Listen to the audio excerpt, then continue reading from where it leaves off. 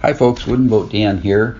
Just wanted to give you a heads up. The podcast you're about to listen to was recorded several years ago, so some of the phone numbers, email addresses, website links, and time-sensitive information are no longer valid. Please keep that in mind as you listen. If you'd like to contact me, my email address is woodenboatdan@gmail.com. Thank you and enjoy the podcast. Welcome to Hooked on Wooden Boats, weekly podcast episode number 131.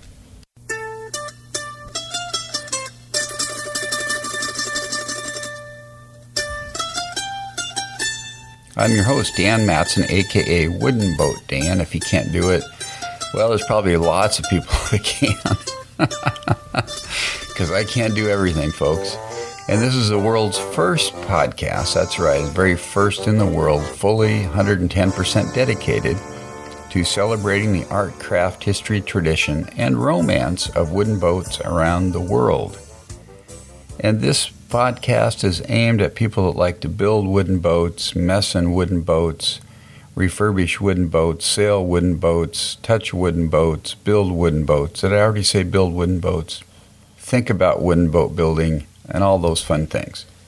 Welcome to the podcast today, episode number 131. We've been in business for 2.5 years now, which is pretty cool. Which brings me to my next point is that today what I'm going to do for the episode is I'm going to play a recording I did in October of 2011 when I started the podcast. And it's about 16 or 17 minutes long. And what I did in that recording is I told a story about a kayak that I built, a Milk Creek 16.5-foot kayak that I built and I sold. And it's a very fascinating story. Anyway, I don't want to spoil it, so I'm going to play that. You may have heard it on episode number 2 of Hooked on Wood Boats, but that was 2.5 years ago. So if you did listen to it, you may have forgotten about it. And if you haven't heard it, it's a really great story. So I thought I would go ahead and play that today. So that's a featured segment today. Well, here on the home front in Stanwood, Washington, we've been in our home here about 3 months now. And it's the ongoing saga with trying to get a 3-car garage space out of a 2-car garage. So I'm fighting that battle and have not worked on a wooden boat since... I have not done any work on a wooden boat since last October, I believe, which is really a bummer. It's kind of getting on my nerves, to be honest. I'm really missing it. And, life changes. My work got busy this year. And I've started an Amazon business, which is really fun. I'm really enjoying that, selling stuff on Amazon, making a little bit of money there to supplement things.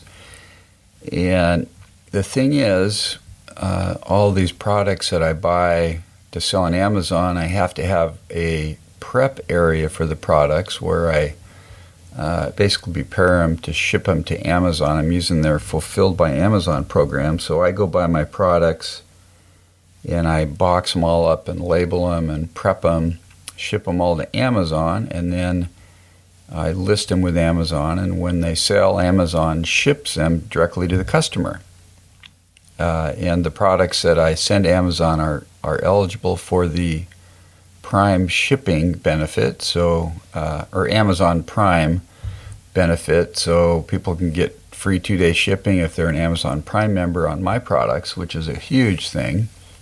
Helps a product sell. So that business has kind of taken off, and the quandary I'm in is in my shop, I've got to keep an area clean to process all my product for my Amazon business, and I've got my power equipment in there, so if I fire up my chop saw and cut a 2x4, then I got this dust going around my garage.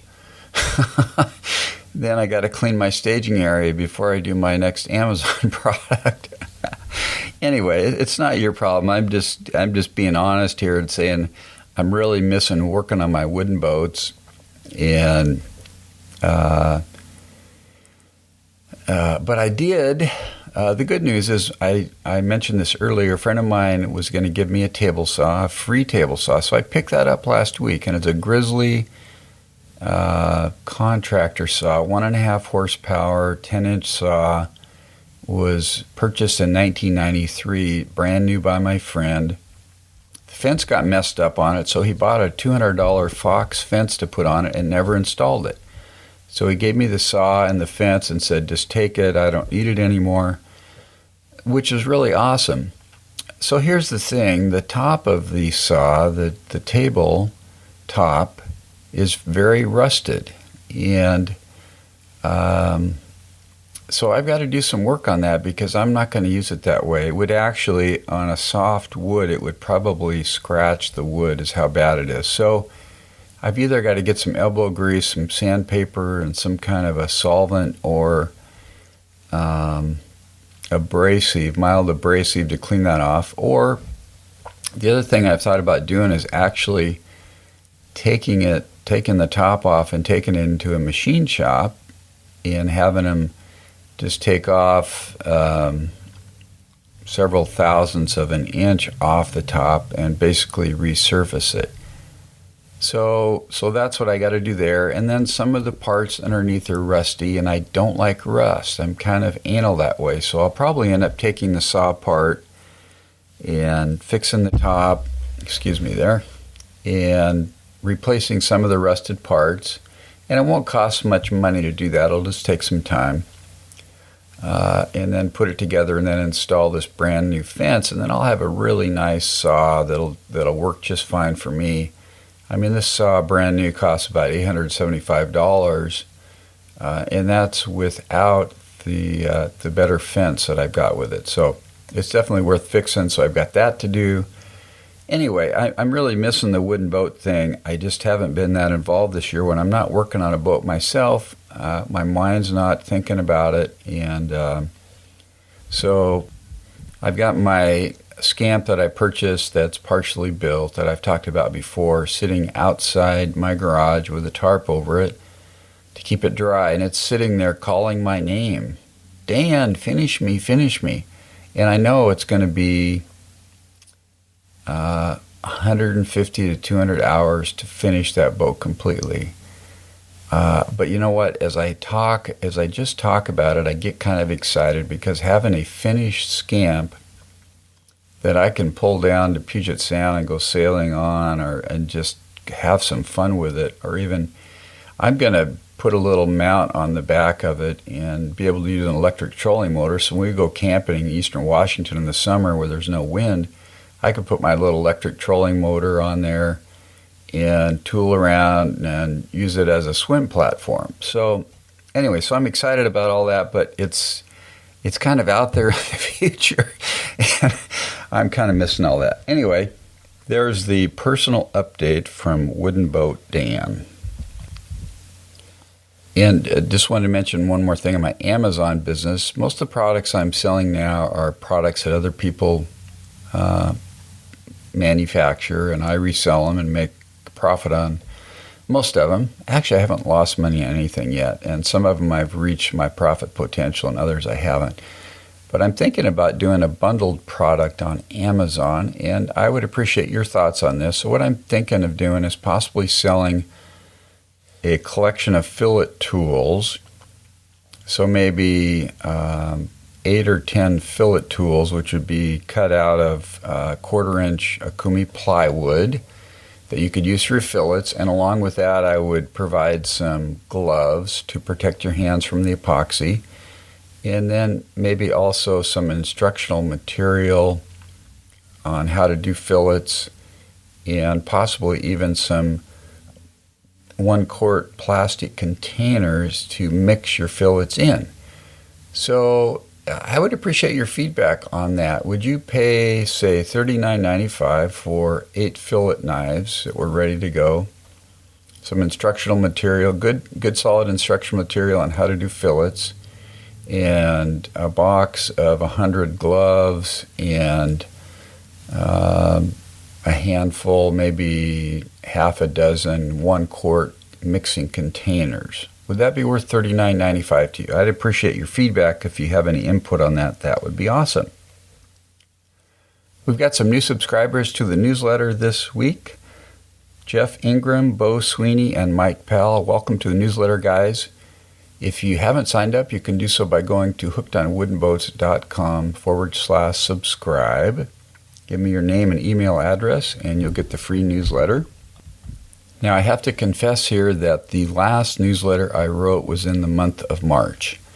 So my goal is to write one per month. I did not do that in April, and it is now May 15th. So I will endeavor to write one letter this month and then resume on a monthly schedule. So sorry about getting behind on that. I frankly, when I'm not working on a boat, I don't have a lot to talk about. So it's like I've got to come up with some good material, which I will. And I've got actually some links to some videos and things that should be interesting for the subscribers to watch. So stay tuned for that.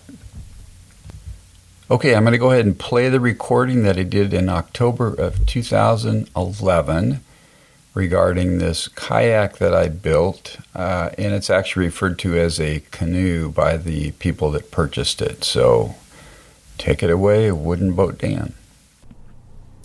Next thing I want to talk about is this boat that I built, and I want to tell you a story behind this. I mentioned this in my last podcast, that in about 2001, my wife and I went to the West Coast Sea Kayak Symposium in Port Townsend, Washington. We tried out some kayaks that were available to purchase by kit, and we settled on a Mill Creek 16.5-foot kayak that's made by a company called Chesapeake Lightcraft Boats in... See, where are they located? They're back on the East Coast. I think they're in Maryland. So I purchased a kit. It was about $1,000, and I built this kayak from the kit. And I'm a little bit of a perfectionist, so it probably takes me more time to build a boat than some people. But when I got done, I wanted something that was really beautiful to look at. And in fact, I've got a picture of it up on my website. If you go to hookedonwoodenboats.com, and you click on the menu option at the top that says My Boats, there's a picture of it on there. The hull of the boat, I painted a real nice blue color, and then the top is a Brunswick mahogany that I put about probably at least 6 coats of varnish on. And I made hatches for the boat that attach from inside, so there's no straps over the top to give it real clean lines, and I put a rudder on it, and I painted the inside of the boat, and it was a beautiful boat. And I finished it probably in 2003 or 4, right around there. I also built some paddles for the boat out of Sitka spruce and Akumi plywood, and began using the boat a little bit. It was mainly a kind of a fair water, excuse me. It was kind of a fair water, fair weather type of boat. Open cockpit. I used it a handful of times over the next 4 or 5 years, but what I found was the boat was just heavy enough so that I wasn't that incentivized to put the boat on top of the car and take it out and use it. And so made the decision in 2008 that I would go ahead and try to sell the boat and maybe make something different that I was going to use a little bit more. So I talked to the folks at Chesapeake Lightcraft and said, what do you think this thing's worth? And they thought probably $1,500. So I had paid $1,000 for the kit, and then I had upgraded some things on the kit, and I'd made the paddle, so I probably had $1,300 into the boat, and a lot of hard work. But I just thought, it's okay to get rid of something and move on and do something different. So I put an ad on Craigslist in the Seattle, Washington area put pictures of the boat on, described the construction, and put a price of $1,500 on there. And a couple of days later, I got a call from a gentleman named Len, and he was calling from New York, Manhattan. introduced himself, said he lived on the 35th or 39th floor of a high-rise building in Manhattan, that he had fallen in love with my boat, seeing the pictures, and he wanted to purchase it. So I thought, well, this is kind of odd. A guy calls, he's never seen my boat other than pictures, and he wants to buy it. But anyway, he was a really nice gentleman, so we arranged that he would send me a cashier's check, and then when I received that check, what he was going to do was have his sister and brother-in-law, who live in Washington State, he was going to have them come and pick the kayak up and take it to their house over on Lake Sammamish near Seattle, and then figure out how to get it from there back to New York. And he told me about how he dreamed, he just thought it was a gorgeous boat, and he really dreamed about taking this kayak out on the Hudson River and paddling on the Hudson River. So that was pretty cool. So anyway, a few days later, I got a cashier's check for $1,500, and I'm a little suspicious. So I actually was able to verify that it was a good check, called some 800 number at the bank, and deposited the check. And then Len's sister and brother-in-law, Kevin and Jeannie, contacted me and said they'd like to pick the boat up. So they came over on a Saturday. This was July 2008, and they were very nice folks. We chatted quite a bit. It was really hard to get rid of the boat in some ways. I was pretty emotionally attached to it because I had put so much work into it, and it was a beautiful boat. But I felt like, this is going to a good home, and this is pretty cool. So we talked quite a bit with Kevin and Jeannie, and then at the time I was building a skin-on frame kayak, so I showed them that, and they really liked that. So we really connected pretty well. And so I got their email address and all that, and that was in July. And then in September of 2008, I got an email from Jeannie. And I'm going to read this to you because it's a pretty moving email. Now, I haven't cried for years. In fact, the last time I cried, I think my wife called 911 because she thought something was really, really crazy was going on. That's a little bit of an exaggeration. But anyway, this is a pretty moving story, so I'm going to try to stay composed as I read this. So this is a letter from Jeannie, the sister of the gentleman that was buying my boat. He lived in New York, and she was in Washington State. And this was written about a month and a half after they picked the boat up. And here's what Jeannie says. Hi, Dan. This is a sad and difficult note to write. My brother died Thursday evening in New York City in the hospital. His liver gave out due to metastasized colon cancer in the liver. Kevin and I were able to be there for those final hours. And one note I'll make here as I read this is that in this email she calls the kayak a canoe. So don't get confused, but it's referring to the kayak that I sold him. So in the next paragraph she says, the canoe and my brother's purchase of it and all the energy around that purchase was one of the topics we discussed around him in those final hours. I doubt that he understood the nature of that conversation, but the canoe has taken on mystical, spiritual proportions far beyond what anyone might have suspected. His best friend, a man named Jim, had just arrived from a return flight from Athens, Greece, and as we all sat there, keyed into every difficult breath my brother was taking, we began talking about the canoe. My sister-in-law referred to it as his last fling. When Len had been researching it and corresponding with you online, she thought he was making plans to sell the other 4 kayaks that he had. Remember, he lived on the 45th floor of an apartment building overlooking the Hudson River. When my brother had called me to see if we could pick it up from you, it was the last time I heard real enthusiasm and happiness in his voice. It turns out his wife, Theda, did not know he was buying it until after you guys had closed the deal. It was apparent he had a strong vision of being well again and being able to go out and about paddling free. My younger sister happened to see it in our garage, that's the kayak that I sold him, and said in one of her last conversations with Len over the phone, "I will imagine you paddling in that canoe being healthy and well." And somehow in that moment I felt like that canoe had become his spirit canoe.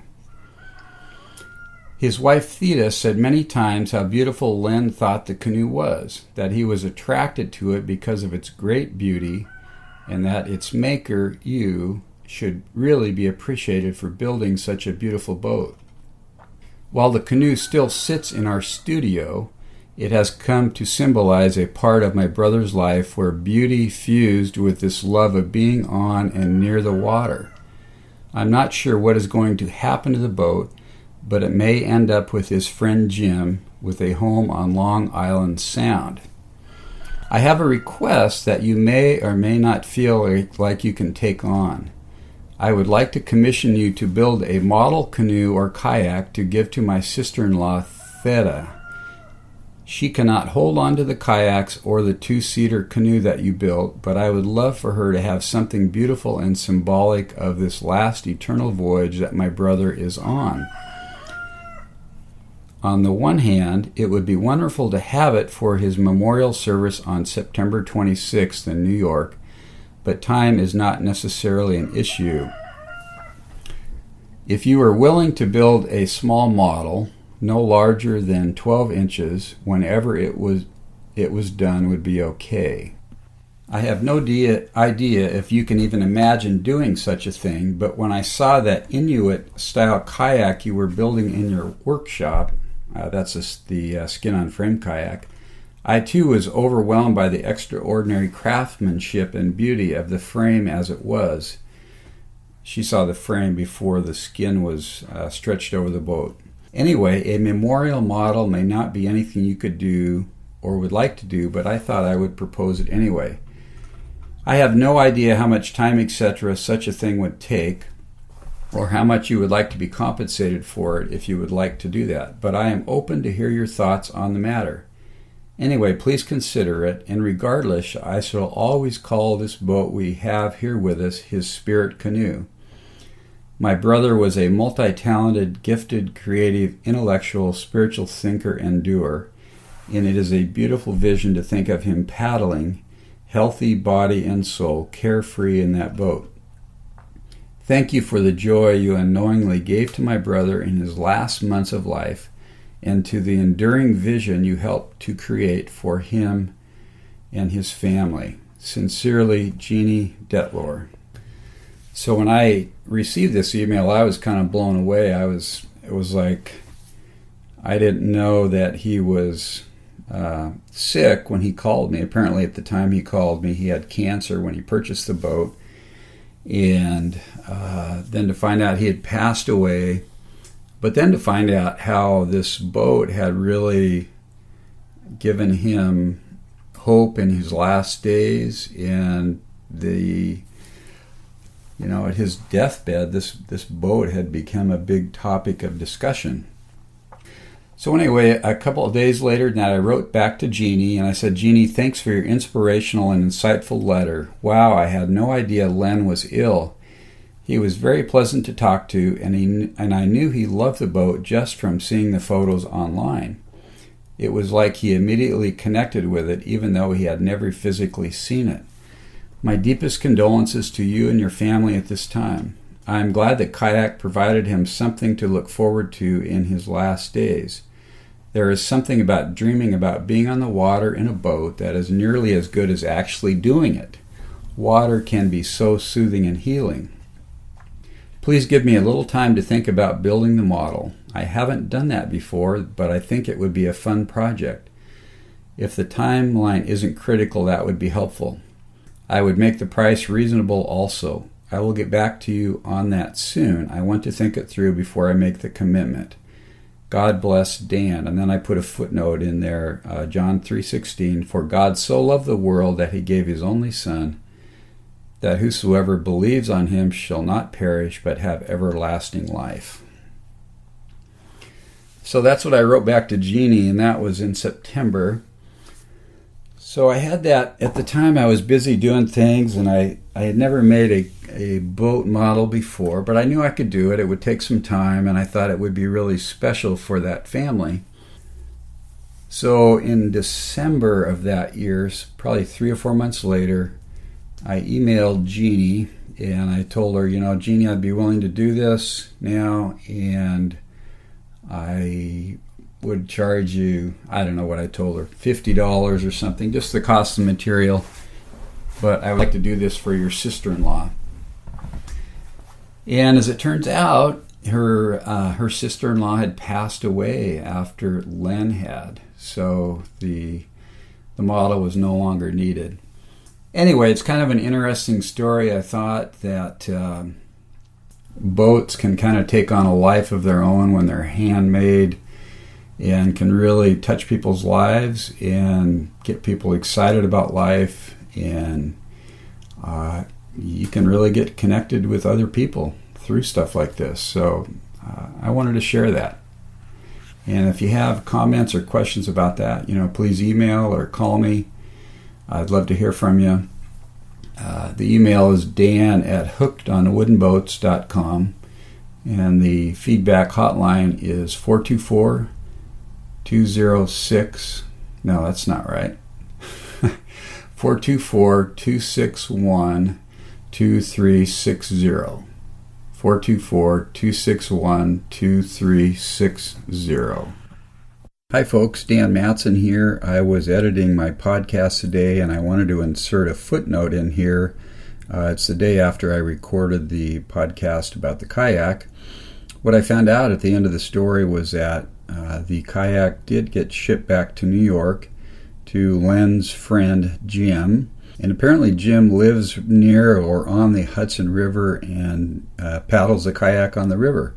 So I thought that was pretty cool. I would love to see the boat again and connect with Jim. So hey, if you're ever out on the Hudson, look for the blue hulled kayak with the varnish top, and I'm actually going to put a picture of it in the post also. So just wanted to put that in. Have a great day. Thanks. Okay, I hope you enjoyed that story. It was very moving to me and inspiring, and it was pretty cool that a piece of artwork, if you would call it, like this kayak, had such an impact on someone's life right at the end of their life, and it was just kind of fun to share that with you. So I hope you enjoyed that.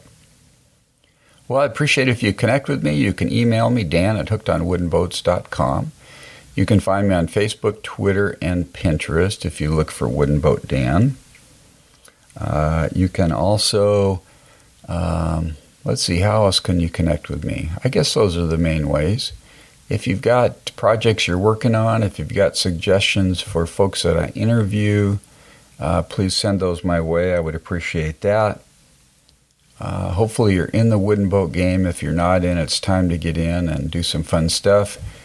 If you're interested in possibly building a boat yourself, you could pick up my electronic book on my website. It's $4.99, and it's a guide to building your first boat. It talks about different construction methods and considerations to take into account when you're planning your first build. And also on my website, I've got a link there to a book on epoxy and how to use epoxy properly and safely, and it's written by an expert with epoxy, Russell Brown from Port Townsend, and that book is $5.99. And also, if you go to hookedonwoodenboats.com/Amazon, that'll take you to Amazon, and if you make a purchase of any product there, I get paid a 4% commission, which I would really appreciate that. That helps a little bit, support the podcast, and you can also make a tip. You can tip the podcast. There's a tip jar graphic on the homepage. So thanks again for your support during this bi-weekly podcasting period. And hopefully in the near future here, I'll be working on my boats again and be up to speed on that and back in the game. I feel like I've been a little bit out here lately, but I'm looking forward to getting back in. So Have a great week. Keep the bright side up and the barnacle side down, wooden boat down. Over and out. God bless. Have a great week.